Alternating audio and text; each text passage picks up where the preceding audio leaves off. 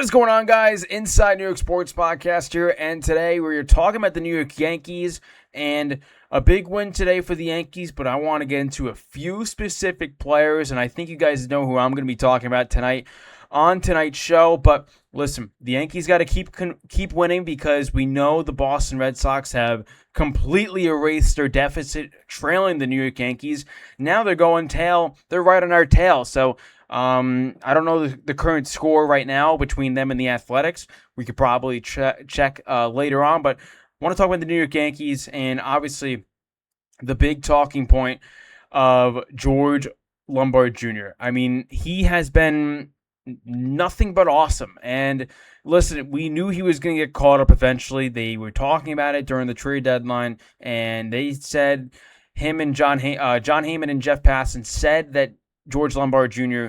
was going to be a New York Yankee sooner rather than later, and they do end up making the call right after the trade deadline, and this was a move that needed to happen. And for George Lombard Jr., he has been everything that I wanted. Great defensively. His bat is already impacting, and I don't have it on today's show, but one of the clips that I think was really cool was his at-bat of challenging two pitches and working a walk. And his plate discipline is very good. That was not only a thing that is happening now, but he was also good doing that in the minor leagues. And we know he can steal bases. We know his arm is very good. And I even think he can maybe win a Gold Glove down the road in his career because I've already seen a lot in just a few games, right? It's not been a big sample size, but you love to see it out of the small sample size you've seen it. You want to see him play the rest of the year at a high level, and I think for George Lombard,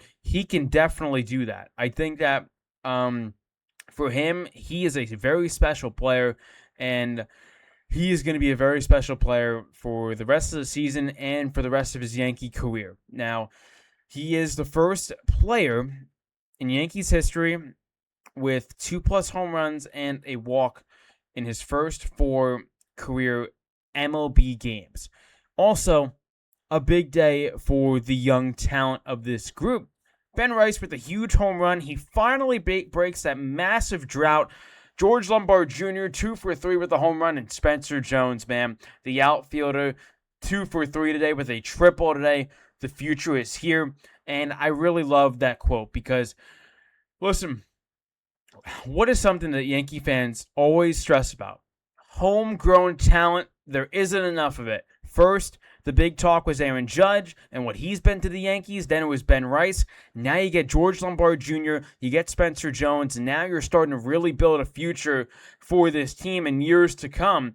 And we were wondering, what is the future for Spencer Jones? Is he going to be traded for an impact reliever? Is he going to be traded for an impact closer, right? There were talks about Mason Miller. There were talks about other players with Spencer Jones involved. And another tweet that came out was Jason Dominguez and Spencer Jones are going to be headliners for potential trade packages. And Brian Cashman kept Spencer Jones. And right now, Spencer Jones is calm in the outfield making plays. I think he should be the everyday center fielder instead of Trent Grisham, but that's a talk maybe later in the show if we get to that. But I think Spencer Jones this season, for what it's been, has been solid. And I'm not going to overreact and this and that, but it's been very fun for Spencer Jones. He's getting an opportunity again. He's had previous opportunities, but I feel like this one has been his best for the New York Yankees. And I'm very proud of what Spencer Jones has brought to the New York Yankees. But listen, like I said, the future is here, but let's talk about George Lombard Jr. and his early impact as a New York Yankee. First 4 games in the MLB, a .385 batting average, man. OPS of 1.368. That is elite stuff, man. That is elite stuff. A WRC plus of 268, which is 168 points above average. 2 home runs so far and 3 walks. And listen, for George Lombard, this is everything Yankee fans wanted. They were tired of Anthony Volpe, whether it was making errors, the arm strength, the strikeouts, or not having an impactful bat towards the bottom of the lineup. And I think for Anthony Volpe, who is now playing shortstop and second base in AAA, this is a big opportunity for Lombard to really plead his case to be the long-term shortstop. For Anthony Volpe, I think his time is done at shortstop. I think he'd be the second baseman potentially in the future, but we'll see how Anthony Volpe does in AAA and probably for the rest of the season because George Lombard is here to stay. And for George Lombard as well, the big thing is he's walking. His plate discipline is elite. Like I said, he was challenging pitches and getting them correct. He's walking, he is getting hits, and he's getting timely hits as well. A huge home run today against the Atlanta Braves. Really like to see that. He pushes it the opposite way over the right field porch. Very solid hitting. He's gotten singles. The defense, man. This defense from George Lombard, it's been everything Yankee fans wanted. The left side of the infield with McMahon and Lombard presents very good defense, I think. And that's what the Yankee front office wants. Aaron Boone, everybody. They don't want to make the same mistakes defensively and lose games because of their defense. That is a new philosophy for the Yankees. And I think it's great. You get McMahon at third, Lombard at short, Jazz Chisholm at second, and Luis Garcia Jr., Paul Goldschmidt, or Ben Rice is your first baseman. Austin Wells behind the dish. And I have a tweet from for Austin Wells and Ryan McMahon a little later in the show. But I want to show you guys the home run that George Lombard hit. I mean, it's a cutter up in the zone, and George Lombard Jr. is able to push it the opposite way over the wall to make it 4-2. And that's a really important run because later in the game, David Bednar ends up allowing a run, and it's a 5-4 game, and the Yankees end up winning that game 5-4. So, I mean, this home run was huge. I mean, it's not the farthest home run, 352 feet, and, the ball was hit under 100 miles an hour, but it's the fact it's a 2-2 count. He's leading off the inning in the bottom of the seventh, and he's able to push it the other way for a home run. And I think, like we said, the impact, man, and not only the impact, the future of the New York Yankees. I highlight these four players specifically. Ben Rice, your future first baseman, DH, wherever you want to platoon him. Cam Schlittler, the future ace, if he's not the ace already for this team. He's been phenomenal this year. I think he's your AL Cy Young. I think he has been better than Dylan Cease for the Toronto Blue Jays. George Lombard Jr., we know all about him right now through the first 4 games, a .385 batting average, and Spencer Jones, who's really, really played well for the Yankees. That's a solid 4 guys. That's a solid core. We know Aaron Judge is aging, and we know he's still impactful for his age. We know Garrett Cole is aging, but the time is now to win a World Series. And you get those 4 guys of Ben Rice, Cam Schlittler, George Lombard Jr., and Spencer Jones. I think all 4 of those guys can make a really good impact for the 2026 playoffs. And I'm not sure the Yankees are going to be able to catch the Tampa Bay Rays with how much that Tampa Bay Rays team has won, and then they've lost, and the Yankees go on a cold streak, then the Rays go on a cold streak.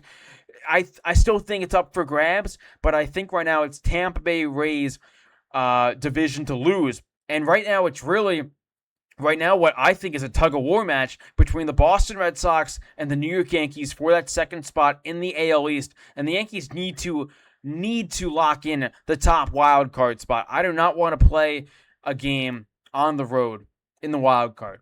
I don't. I want to have home field advantage for at least a wild card game. ALDS, you're probably going to start on the road against Tampa Bay, which is okay, but you still got to win that game against Boston, and Boston is the hottest team in baseball. They were 27-3 over the last 30 games. 27-3.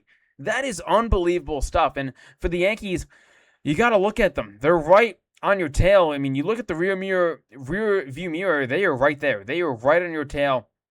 So the Yankees got to continue to win games. They have the opportunity to sweep the Atlanta Braves, and they played great. You've ever seen Chris Sale, an elite pitcher for what his age is. Garrett Cole and Chris Sale presented a phenomenal pitching matchup today. And for Garrett Cole, he's been very solid, in my opinion, through his last few starts. And Chris Sale is still one of the best pitchers in baseball, in my opinion. But another tweet that came about from Yankees Vision, go give him a follow.